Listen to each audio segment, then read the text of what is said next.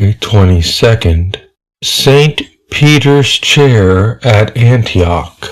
That St. Peter, before he went to Rome, founded the See of Antioch is attested by many saints. It was just that the Prince of the Apostles should take this city under his particular care and inspection, which was then the capital of the East, and in which the faith took so early and so deep a root to give birth in it to the name of Christians.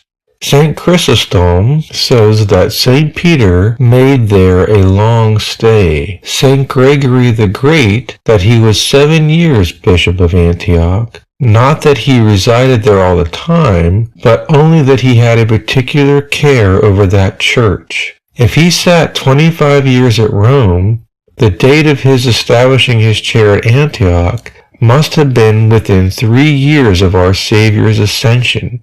For in that supposition he must have gone to Rome in the 2nd year of Claudius. In the first ages it was customary, especially in the East, for every Christian to keep the anniversary of his baptism, on which he renewed his baptismal vows and gave thanks to God for his heavenly adoption. This they called their spiritual birthday.